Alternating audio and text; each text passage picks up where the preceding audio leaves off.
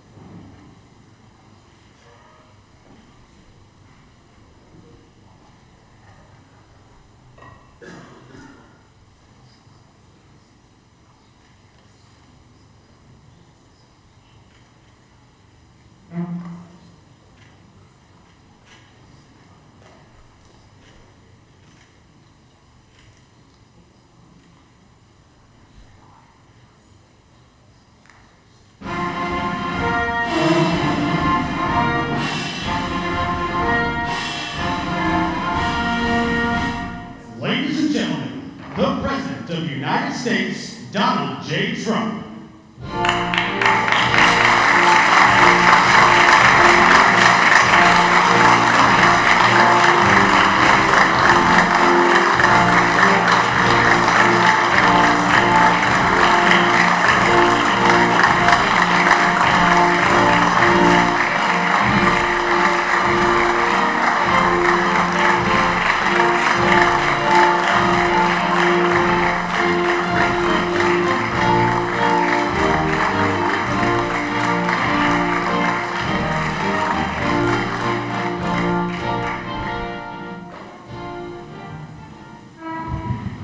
Thank you very much. These are exciting times. I think you probably want to speak about war rather than this, but this is very important. This is very important, and we're doing very well on the war front, to put it mildly, I would say. Somebody said, on a scale of 10, where would you rate it? I said about a 15.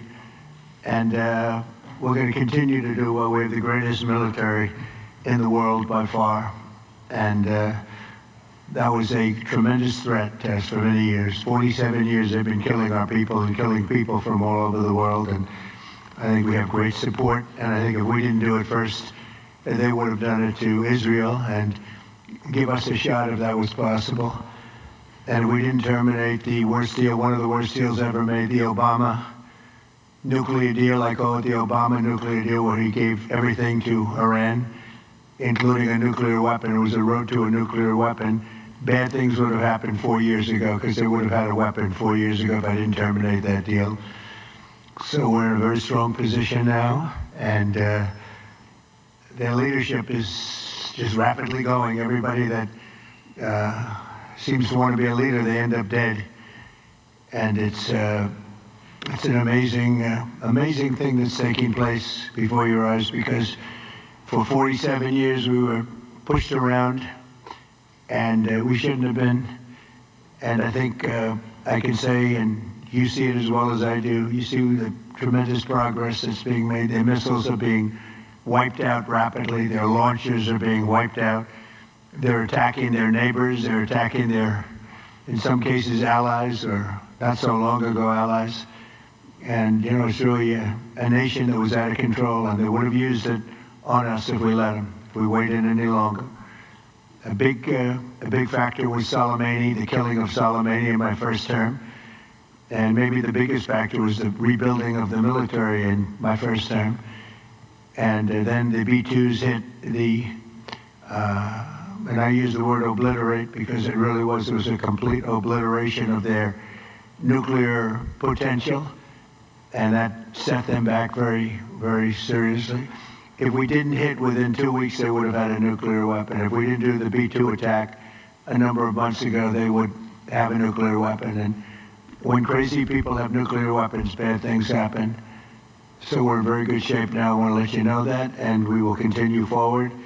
But it's a great display of military strength, and I'm very proud to have, with some of the people in the room, both senators and congressmen, we rebuilt, and women, we rebuilt our military during the first term, and we're using it a little bit more than I thought we would have to. Venezuela worked out really great. We have a wonderful relationship with the president and the various representatives, and we're taking out hundreds of millions of barrels of oil, and that goes to our benefit and to Venezuela's benefit.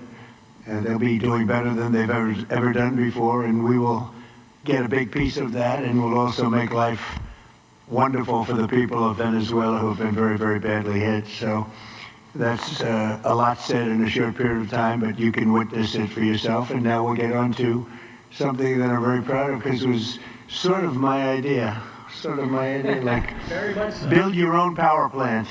And everybody thought I was kidding. They said, really, you can do that? How would you do that? I said, we'll get you fast permits, and you'll build your own plants, but we're going to discuss it in great detail with the biggest people in the industry and some of our great leaders and senators. And congratulations on the Medal of Honor for your 100-year soldier. You know, 100 years old, 101 to be exact. And Daryl's been fighting that he get the Congressional Medal of Honor for many years, Daryl, right? Mr. President, I give you all the credit for overcoming the lawyers in the Department of the Navy in a way that I thought was amazing. Yeah. And nobody could have done it but you. Maybe he'll be along for, we had to get it to him a little bit quickly, but he looks like he's in good shape. He's got some years left, right? He's planning to... And maybe the biggest factor was the rebuilding of the military in my first term.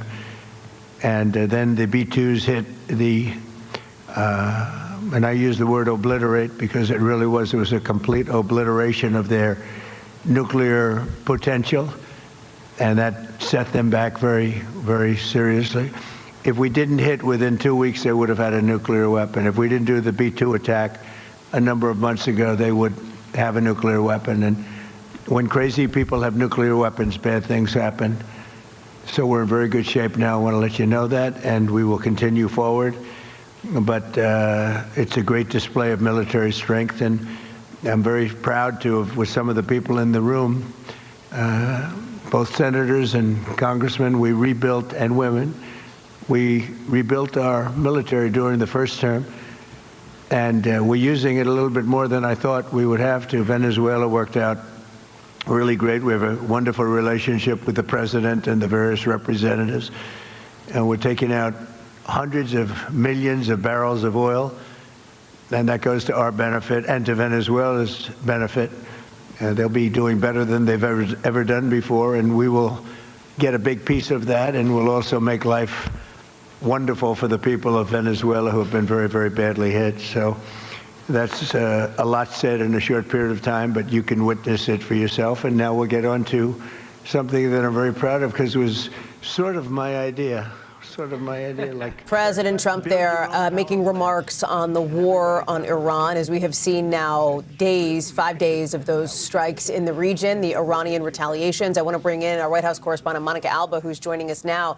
All of it, as we've heard more now on the military operation itself. Monica, the Department of Defense releasing new video showing a submarine attack on an Iranian warship, and the pledge from the president, from his top administration officials, that this really is just the beginning. Things are expected to intensify with questions on how to get Americans in the region out.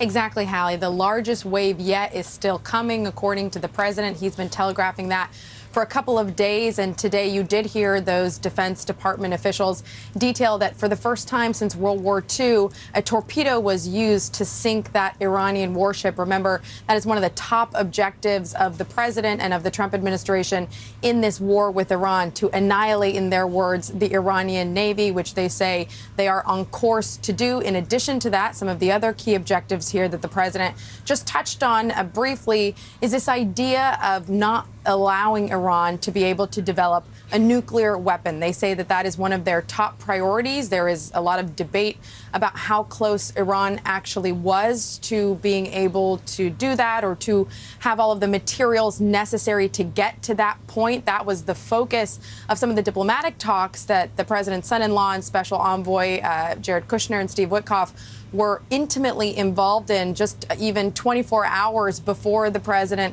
ultimately decided to give the green light to this massive military operation. They were trying to pursue a diplomatic path in Geneva, and we heard from senior Trump administration officials that they really believed that Iran was trying to drag that out, that they were trying to delay those diplomatic discussions because they were trying to pursue a nuclear weapon. Now, the president has just in these comments said that he believes that they were a lot closer than even some of the experts in this actually believed that Iran was. But that is certainly the argument that this White House has sort of put this entire operation on, saying that they believe that there was an imminent threat to U.S. interests and assets in the region, in the Middle East, not just from the potential for whatever a nuclear weapon capability could have been, but from missiles. And we have seen, obviously, in Iran's retaliation, the way they have been able to strike U.S. bases and embassies and consulates. And so this White House is trying to make the argument that that is why the president needed to act. Interestingly, today we got a little bit more insight into how he made that decision, and it centers around this phone call partially with Israeli Prime Minister Benjamin Netanyahu, where we're told that he indicated to the president that there was going to be a very unique opportunity, this window on Saturday, to take out the Ayatollah and some of his top deputies, top Iranian military officials, who were all going to be in the same place at the same time in broad daylight. So that is why, but according to the White House press secretary, that was just a part of why the president decided ultimately to go forward with these strikes in conjunction with Israel. It wasn't the only reason. And she said today that that was really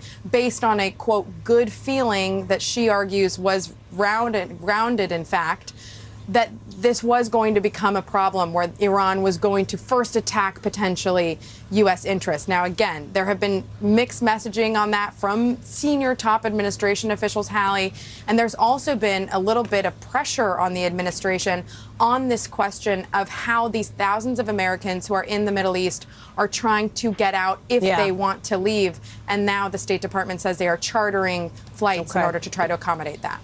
Monica Alba, thank you. We'll keep listening in to see if the president takes any questions. Otherwise, we'll see you back here at 5 o'clock Eastern. We'll return you now to NBC News Daily.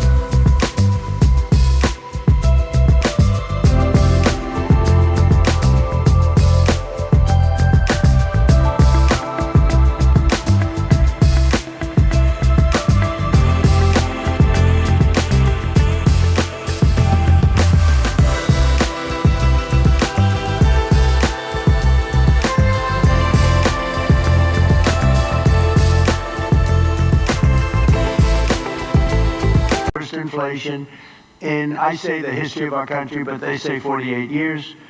So I'll take either one. It doesn't matter. The press gets very upset when I say in the history of our country. They get very angry about it, actually. They say it was only 48 years. I say, you know, in some ways 48 years sounds worse because it's very specific. But it sounds a little worse. But either way, take either one. And the ruinous energy policies were a big reason why many working families' utility bills increased more than 30% during the Biden administration, the worst administration in the history of our country.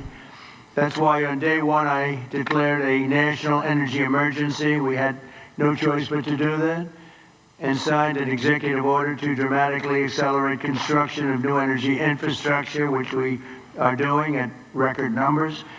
And we're rapidly bringing down those costs, very rapidly. We inherited a mess. I say it all the time. We inherited a total mess. And in many cases, we fixed it, but we're fixing it. And we'll always be fixing it. We're going to make it better and better and better. Many Americans are still concerned that the massive energy demand from AI data centers could drive up their electricity bills in the future, and we understand that. By 2035, energy demand is expected to more than triple. Can you believe it? A lot of it is AI, and it's also all these big plants that are being built all over the country. They're coming in from Canada and Mexico, from Germany, from Japan, from South Korea. They're all coming here to build cars again. You know, we lost 54% of our car industry because we had presidents that, honestly, on trade and business, they didn't know what the hell they were doing. I could say the same thing for the chip industry. We lost the chip industry, but it's all coming back. You could have stopped it so easy. All you would have had to do is put a charge or a tariff on.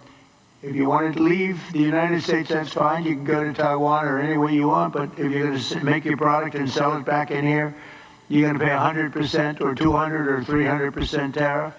And nobody would have ever left, but they missed that opportunity. But it's not going to matter now because it's all coming. They're all coming back. By 2035, energy demand is expected to more than triple.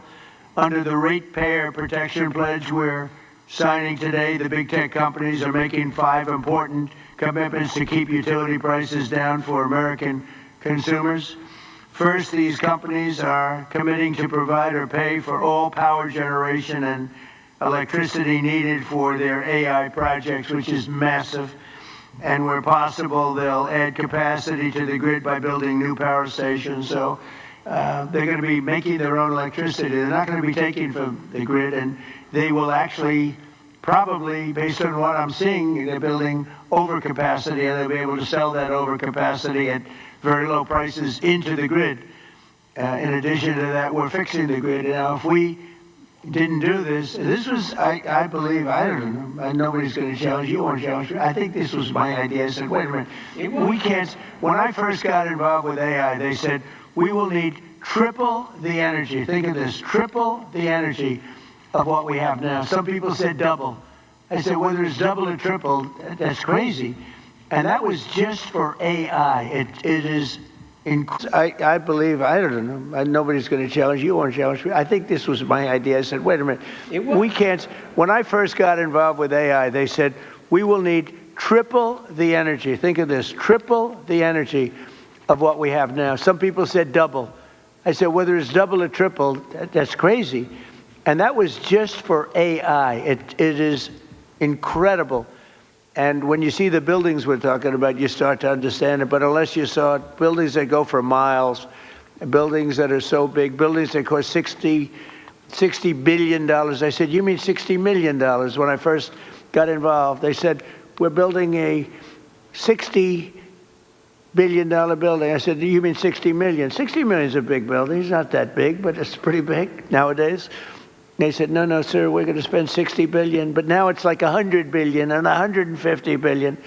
And the bottom line, it takes electricity like nobody's ever seen before. And I said, well, with an old grid, even if we fix it really well, which we're in the process of doing, you can't take that and double our electricity. They're going to have to build it themselves. And I told Mark, I actually told Mark, I told Elon, I told people, and nobody believed me. They said, you're going to let us build our own electricity? Because they've been so used to being beaten down and to have people with no ideas how to solve problems, and then the whole thing fails. It's a whole disaster.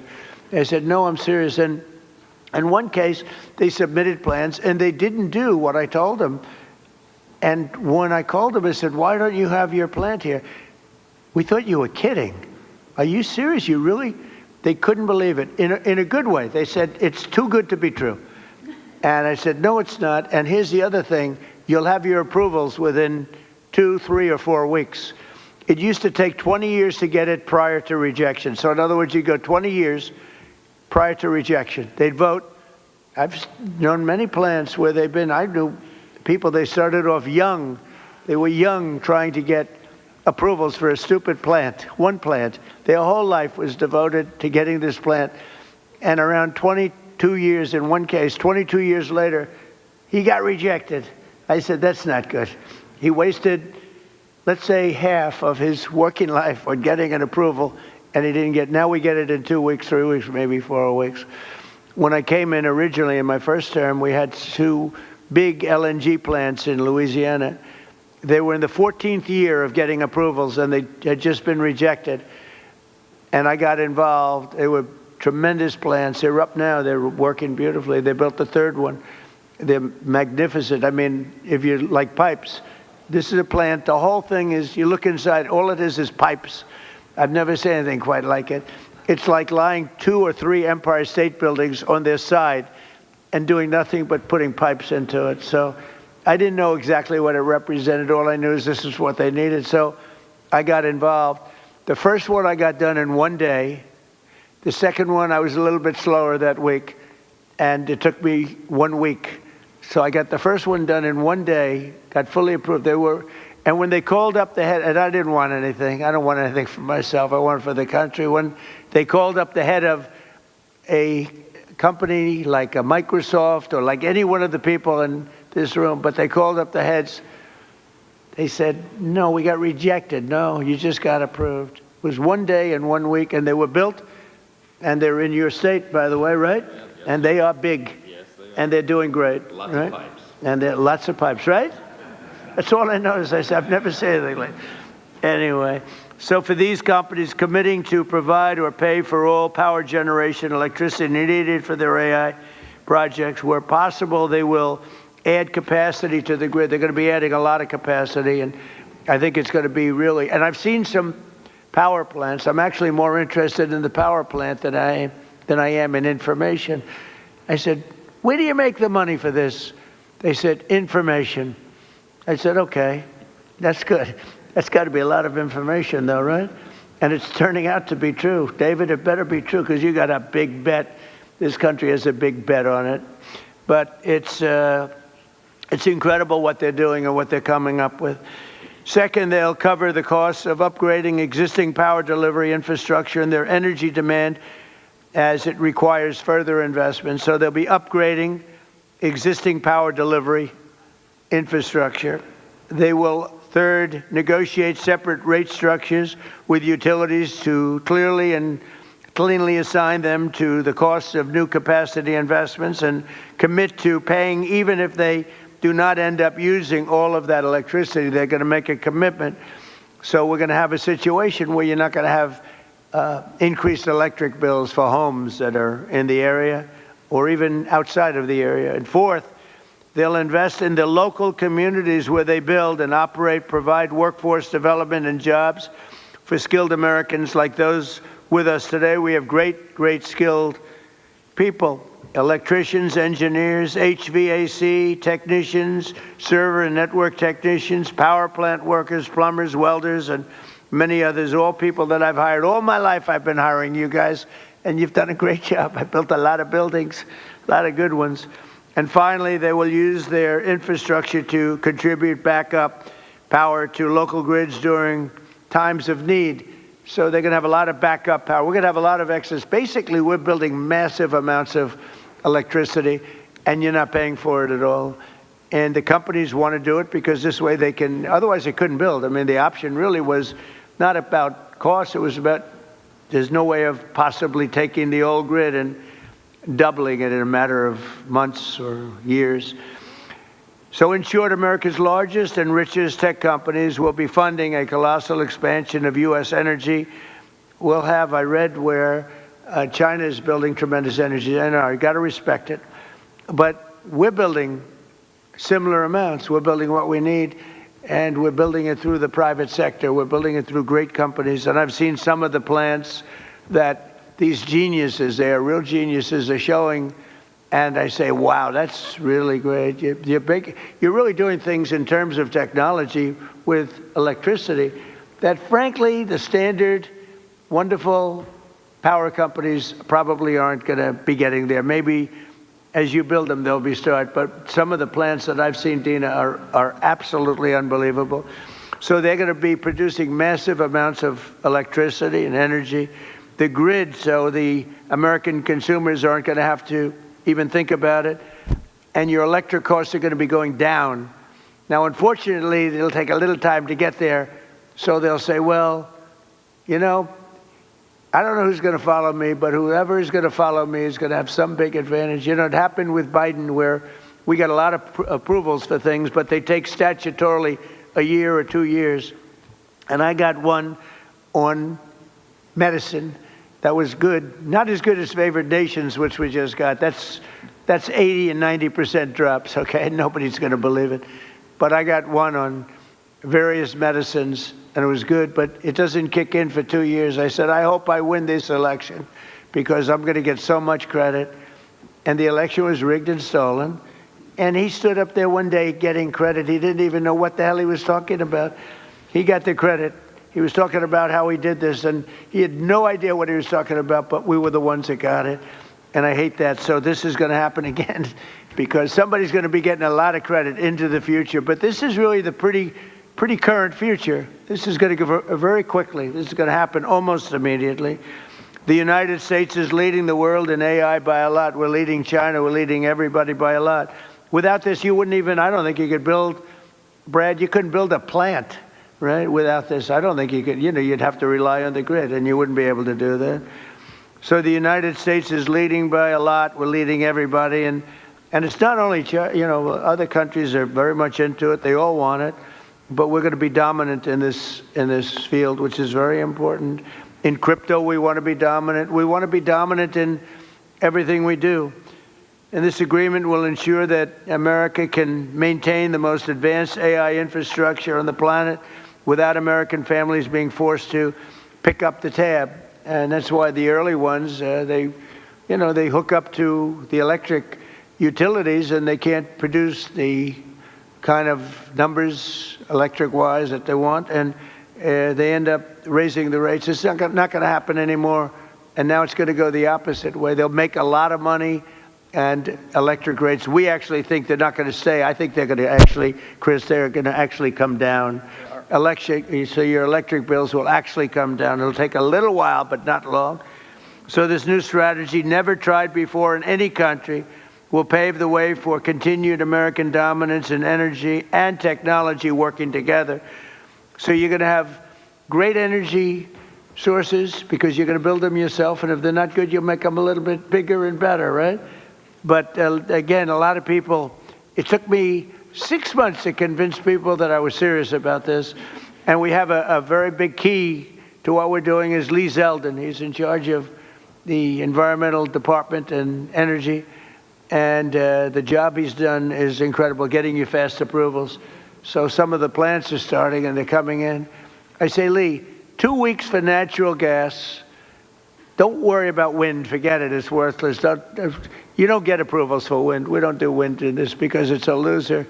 Except for China, they make all the windmills. You know, China makes all the windmills. The only problem is they don't have wind farms. You ever think somebody's going to have to look at that? How many wind farms have you seen lately in China? They make the windmills. They sell them to the suckers over in Europe. Europe is buying them by the thousands. And I told them for 3 years, this is not going to work out well. And now they're saying I was right.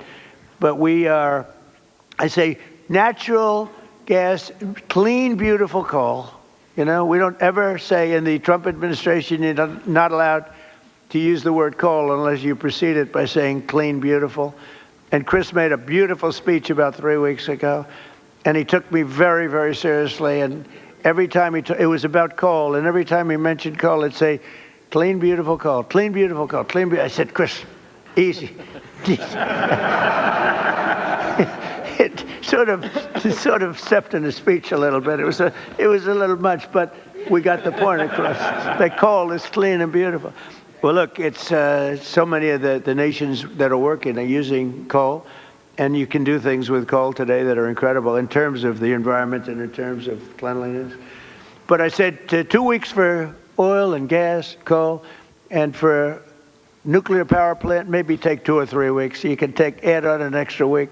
But Lee Zeldin has done an amazing job in getting you all of the permits that you need, because normally that would take many, many years, and they're already building the plants. They're being built all over the country, and they are incredible. So with that, I'll introduce Chris Wright, who's we were lucky to get him. Doug Burgum convinced me he was the best guy. I wanted Doug Burgum for his position. And because I'm very impressed with Doug, he's doing a fantastic job. He said, there's somebody that's better than me on energy. I said, a guy named Chris Wright. He's the biggest in the industry. He's the smartest. He's the best. I say, really? He's better than you? And Doug has a very big ego. So for him to say that was not easy. But I met Chris, and it was sort of love at first sight. He has done some job, and so has Doug. We gave him interior where they have all the oil, and we gave him energy where they take it, right? So we sort of did a friendly merger without going through Congress, because if we went through Congress, it would never get done unless the Speaker wanted to get it done, in which case it would be all right. So, Chris, you could say a few words first? You bet. First of all, thank you all for being here today. The reason we're here and the things that are going to happen are because of the people in this room. I want to thank you, Mr. President, for your leadership. Very early on, I mean, first week, I'm in my new job. I haven't had a boss in 40 years, and I'm in the Oval Office adjusting to this, and the President says to me 2 things very clearly. He says, number 1, we have to lead in AI. We have to lead. This is a transformative technology. America must lead in AI, and the old energy policies that were going on would not lead in AI. We need to lead in AI. Number 2, the government's a bureaucracy. It's always in the way of things. It's been in the way of AI. We've got to run the government like a business. The businesses who want to invest are our partners, and get them here right away, and we've got to work with those partners. And boy, we have 7 incredible leaders in the room today. We're going to win in AI, and we're going to stop the rise in electricity prices because of the 7 leaders that are sitting around this table. The president said you're going to work with them like business leaders. Ultimately, this is not a negotiation where one side wins and one side loses. We have the same interests. The interest of the businesses is to be embraced by the communities so they can build and develop data centers in their communities. Those data centers that are developed there are going to bring jobs and opportunities for people. They're going to have us lead in artificial intelligence, critical for our economy, critical for our national defense, and critical for our security. The nation that leads in AI will be the military superpower. That has been and must remain the United States of America. But this is a pivot and this is a transformation. And it's the bold leadership of the president and the bold long-term vision of the business leaders that I am very proud to call partners and friends around this table that have invested that money, that have developed those technologies, that are willing to invest those dollars, and are also willing to fix the biggest problem. We had 30% electricity price rises during the Biden administration, and we shrunk our amount of available dispatchable electricity. That is a train wreck waiting to happen, and the president recognized from the start, we have to lead in AI and we have to stop electricity price rise, and those are not in contradiction. These companies are smart, they're powerful, they're strong, they can build power, partner with them. And that's exactly, all of them embraced it, all of them have spent money to these noble causes. And as we heard, a number of states that have partnered with the people on this table have announced multi-year rate freezes. Indiana's the leader now and the first one filing for a rate reduction. But it is the partnership of these companies and a business focused on government, focused on the American people, that is the transformation. But I could not be more proud to be here. I've got to thank also our FERC commissioners that are here. FERC is a noble regulatory agency that just got bureaucratic and lived in a different time and a different age. We need to make things happen fast. Could they stand up? Yes, can all the FERC commissioners stand up? Because, you know, they're the most powerful people in the country. And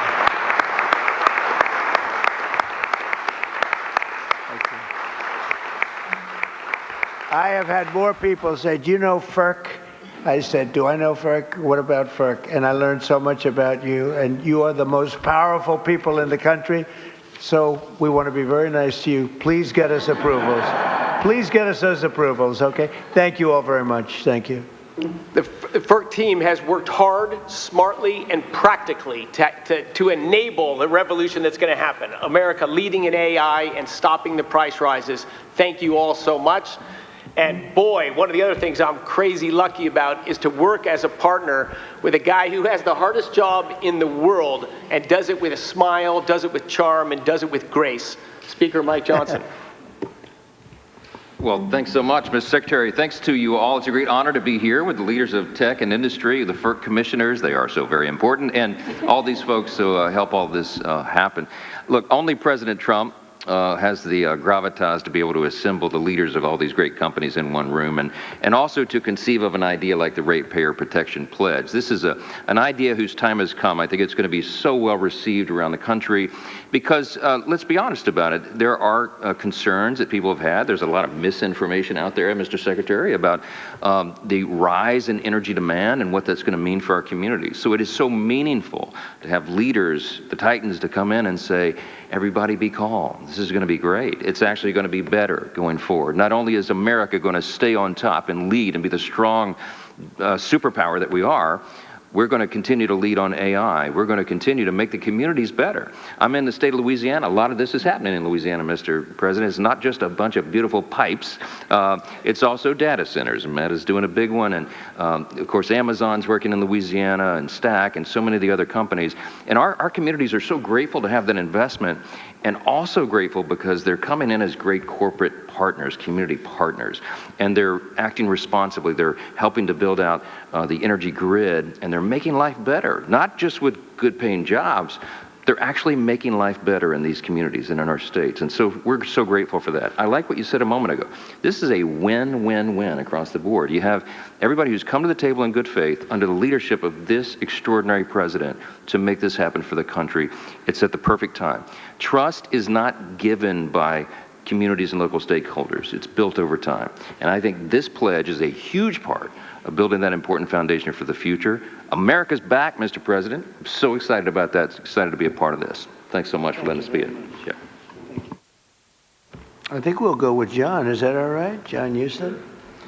Thank you, Mr. President. In places like Ohio, this is a very, very big deal. I know that you know well that if we want to have economic dominance and national security dominance, we need to have technological dominance. And AI and data centers are a big piece of that. And I know that the American people want to win. They want to win this just like you do. We want to be superior to our challengers like China. We want to have AI dominance because that helps give our military, our manufacturing, everybody across the country needs AI dominance if America wants to win. And I know that you're the leader of the America First agenda. You want America to win, but so do the people in places like Ohio, but they're concerned about energy prices, right?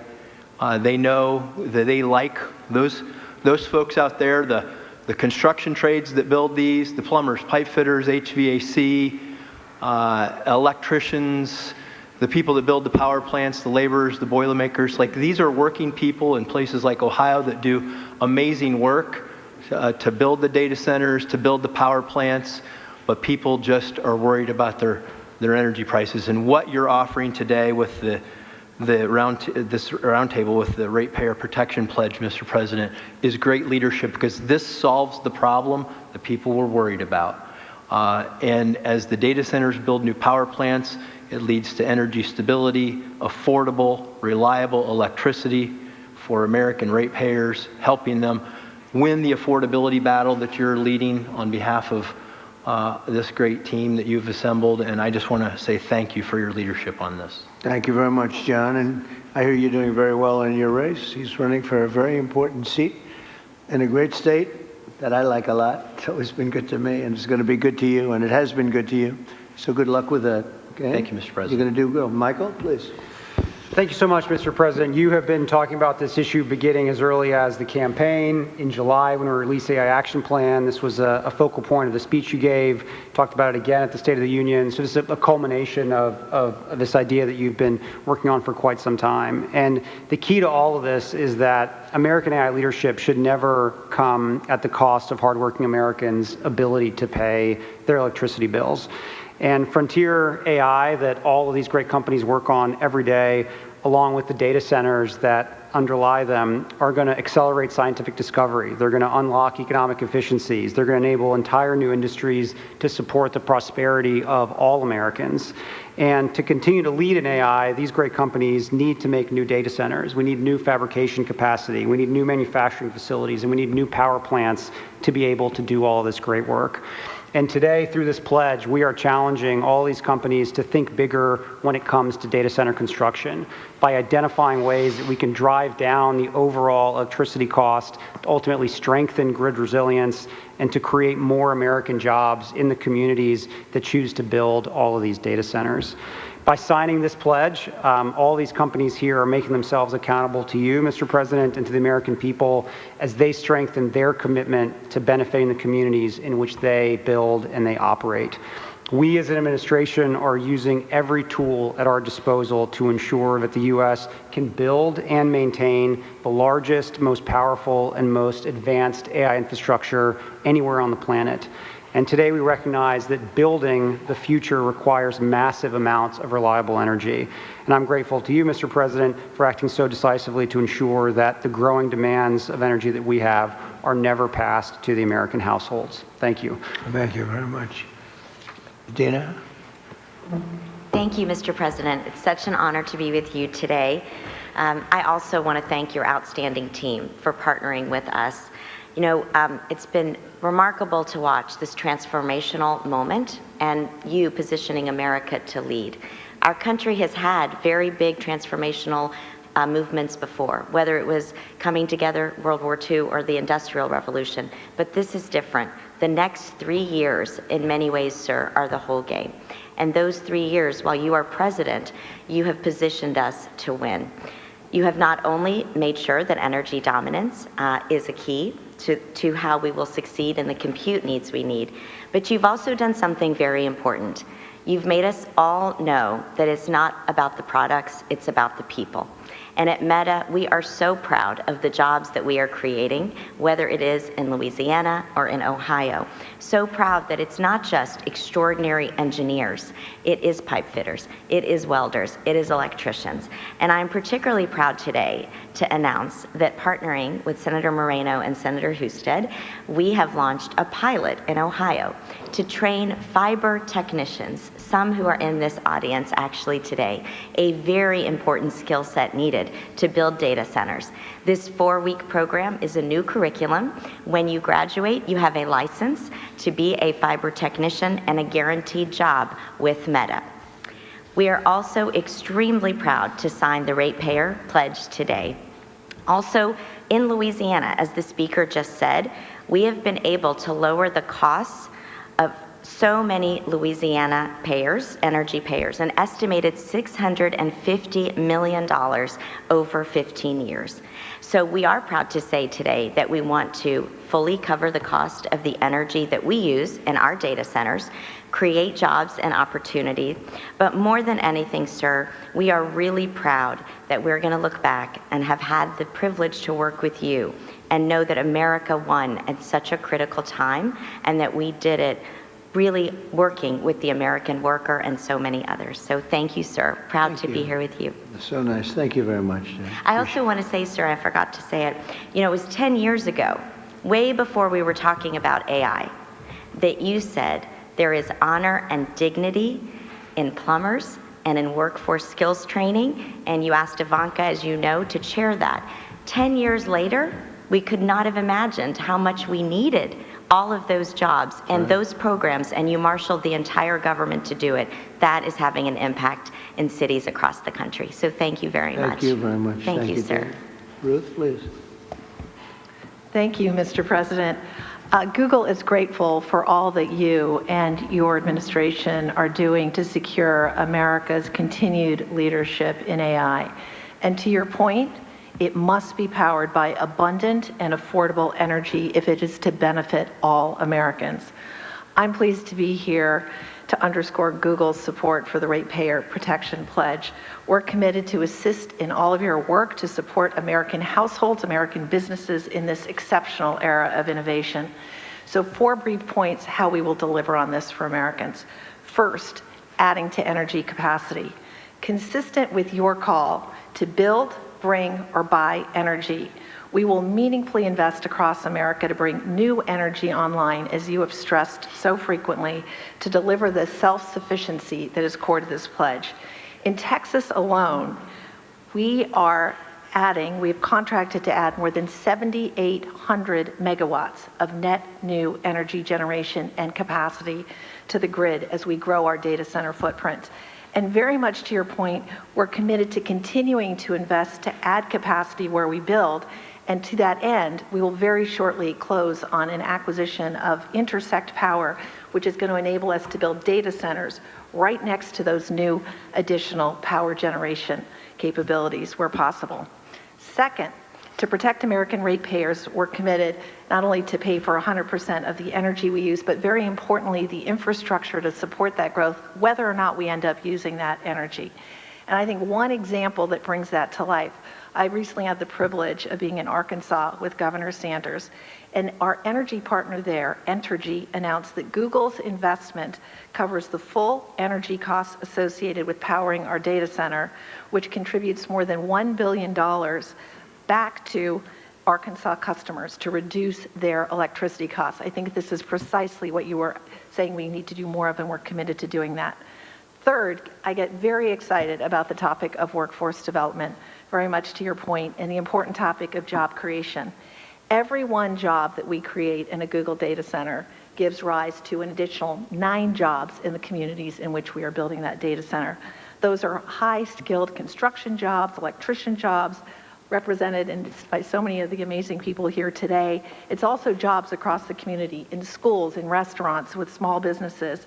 And we announced, in fact, last week that we're providing free AI professional training for all small businesses across America. And given the clear need for electrical workers in America, we're particularly proud of the work we've led to create an electrician training program. And we're committed to train 100,000 electrical workers and 30,000 new apprentices across the country. On top of that, we're excited about significantly growing these programs. We've heard the pledge. Finally, Mr. President, as you said, the American grid needs to be more resilient, and so we're investing here as well. Two quick things. We pioneered demand response with data centers, so we, with technology, will move workloads out of the way during extreme weather events to make room for the community. And second, we're applying AI itself to the grid to increase capacity in the grid. So again, I want to thank you. I want to thank you all for convening us. The benefits from AI, responsibly delivered, are immense for America's businesses, for America's communities, and for its citizens. Thank you again for your leadership on this very important point. Thank you very much. Doing a great job. Thank you, sir. Gwen? Mr. President, I want to thank you for your... Thank you, Brad. I want to thank you for your leadership. Because of your work on this issue, I'm confident that we will win the race with in AI with China and succeed in delivering inexpensive, abundant electricity for the American people. As you know, XAI builds huge supercomputers and data centers, and we build them fast. Currently, we're building one on the Tennessee-Mississippi state line. As part of today's commitment, we will take extensive additional steps to continue to reduce costs of electricity for our neighbors. Mr. President, we want to be on your team to deliver a big win for the American people. XAI will therefore commit to develop 1.2 gigawatts of power as our supercomputer's primary power source, and that will be for every additional data center as well. We will expand what is already the largest global megapack power installation in the world. The installation will provide enough backup power to power the city of Memphis, and more than sufficient energy to power the town of South Haven, Mississippi, where the data center resides. We will build new substations and invest in electrical infrastructure to provide stability to the area's grid. We will build state-of-the-art, we haven't talked about that yet, but this is actually quite important. We will build state-of-the-art water recycling plants that will protect approximately 4.7 billion gallons of water in the Memphis aquifer each year.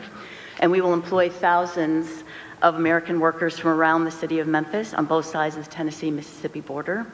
We will also commit to deploying our AI technology to make people's lives better, creating a period of abundance where electricity becomes cheaper and people have access to the best goods and services humankind has ever seen.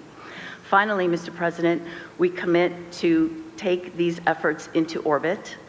We are currently designing orbital data centers powered by the nuclear reactor in the sky. Launching supercomputers into space will mean even more energy on Earth, as all the power plants that we're building now and power sources we've built will be available to the communities instead of the data centers. I've been in the space industry for nearly 40 years, sir, and I have never seen things move more quickly than under your administration, so thank you for that. Mr. President, you've been strong and clear about building AI that benefits Americans and benefits American values, including demanding that AI is consistent with American values. In July 2025, you signed an executive order directing agency heads to support only those AI models that prioritize truth-seeking and are ideologically neutral. We fully support that order, and we're fully on board with the ratepayer protection pledge, and I'm really excited to be here. Thank you so much for your commitment. Thank you very much. Thank you. Would anybody like to say something? We're finished with the official speakers, but we have the most important people in the room, and great people, political and otherwise. Would anyone have anything? Please, Darrell. Perhaps as the California representative here, I can tell you how excited I am about your proposals. First of all of you have major presence in California. And not long ago, I visited the largest site of one that's not here today, Apple. It's in Reno, Nevada, Mr. President. It is 1,700 acres. It goes on, as you said, forever with buildings. It is doing a great job. It is one of dozens. Most of you also have centers being put up in that same neighborhood just outside my state of California. The reason they're there is the availability of power. And the story I just wanted to briefly say that says a lot about the current state versus where you're putting it with the help of industry. They have what you would call huge, beautiful power plants, one after another that they have. They built them for backup because in Nevada they were able to get all the power they wanted, but they built in resilience there. They've only had to run them extensively when California calls and says, we're having a blackout. Would you please turn on your power generators so we don't go dark in San Jose, miles away? That said so much to me about the responsibility of these companies already in the past building backup power, but also the need to have the resilience that these plants will create as a result of your work. And they won't be diesel plants, they'll be clean burning plants, they won't be temporary or backup, they'll be positive. Lastly, my state has invested in solar, so much so that we have it to burn during the day. Literally, we burn it. We don't know what to do with it. The ability of these power plants to take solar when it's in excess and then provide that resilience 24/7, all as a result of your leadership. And so, as someone who is from a state that may build less of them, but needs them more than any other state, I want to thank you for what you're doing, because these companies now can be empowered to do a lot more than what they did so far on the edge of California to help California be part of winning the AI race. Thank you very much. We'll go very quickly. David, please. Thank you, sir. As I think all of you know here, we have an AI boom going on. We also have a construction boom going on. Just the leading companies in the U.S. are investing $650 billion this year building out this infrastructure. That's a 2% tailwind to GDP, and that is leading to job increases for construction workers and huge wage increases for construction workers like the fellows we got right up here. So this is a very important boom to sustain, and thanks to your leadership, Mr. President, we're doing that, and we're protecting residential ratepayers, making sure that their electricity prices will not go up. That's the combination we need. And I just want to contrast it, if I may, with the approach of Democrats like Bernie Sanders. Their approach is just to ban. They just want to ban the data centers. So they want to stop the economic growth. They want to stop the wage increases for blue collars. They want to stop the construction. They want to just stop progress. That's not the answer. There's a much better answer. You have found it, sir. And I just want to vouch for the fact that in one of our very first meetings, you did say that you wanted to make our AI companies into energy companies. So that was true. And I remember thinking, that's a really good idea. The president knows more about AI than I do. So this is thanks to your leadership we're here today. And I know this is something that you've been championing for a very long time. Thank you. Thank you very much. And Katie, thank you. Yes, Mr. President, so this is something that we've not only just talked about, obviously, on the national stage, but we've been talking about and wrestling with in Alabama as well. Look, we understand the need to win the AI race, and you have made sure that America is put first in every category. And that means that we dominate there, and we do it in a way, though, that helps everyday Americans. So when we're looking at their safety and security and what that will ultimately prevail there, we don't want to do it at the expense of ratepayers. And you, once again, have taken an incredibly complex problem that everybody wants to talk about, and you actually found a solution. You found a win-win. We're not only going to win the AI race as a result of what you're doing today, but you have said to every American, to every Alabamian, I see you. And we're going to make sure that your energy cost not only does not go up as a result, but you even said today with the added capacity that it's actually going to go down. In addition to all of that, just want to say thank you to you for being willing to be good community partners. That's what makes all of this work. So the communities that you will ultimately reside in, you are saying we want to build you up in every sense of the word, giving you greater opportunity as a result of this pledge today. So, Mr. President, thank you for making sure that Americans were put first, and that this progress is not at their expense, but is rather at to their benefit. Yep, that's right. Very quickly, Derek. Mr. President, I have to tell you something. You're the only person in the world that could put together this coalition. You are the only person in the world. I hope the American people understand what we're talking about here today. You're meshing high tech with the hammer. You're putting these guys with the hard hats with the 100-pound brain nerds. And that's gonna be the future. Sorry. I love you guys. And so, Mr. President, the thing that the American people need to understand is that you're not thinking about an election cycle, you're thinking about the next generation. And what you're doing today by having this coalition of people is making sure that the future generations, our children, are not going to have to be concerned about losing a war. And that means so much, especially in this time now, if people really take a step back and appreciate this is actual visionary leadership, and it's going to take care long before or long after we're all gone, sir. Your efforts today are going to make America great into the foreseeable future. So thank you so much. Thank you, Derek. You're doing a great job. Bernie, I think you're okay. You want to say something really fast, Bernie? Thank you. He gets my vote. He gets my vote. I have to go back and look at the war. You know, we have a lot of things happening. Thank you, Bernie. You're doing a great job. Please. This is Will Scharf. Go ahead, Will. You have anything to say? I think it's been pretty comprehensively covered by all the speakers you've had today, sir, but you're going to be signing a proclamation announcing the Ratepayer Protection Pledge. This is going to ensure American AI dominance in the years ahead, while also ensuring that American ratepayers, ordinary Americans paying their electric bills, aren't paying anything more. And along with the proclamation that you're signing, each of the CEOs and industry representatives that we have present here will be signing an actual copy of the Ratepayer Protection Pledge, committing them to your vision for this industry going forward. Pretty good, right? And let me say to the press, thank you so much for being here. It was fantastic. After the pledges are signed, if we can have you move out of the room as quickly as you can so we can do a little bit of business. But thank you for being here at this thing. And as you heard, the summary of the Trump agenda is lower prices, higher wages. Okay, you got it done.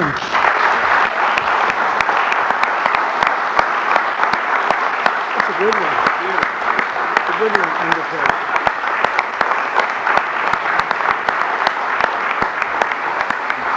Thank you very much. Thank you. Thank you, press.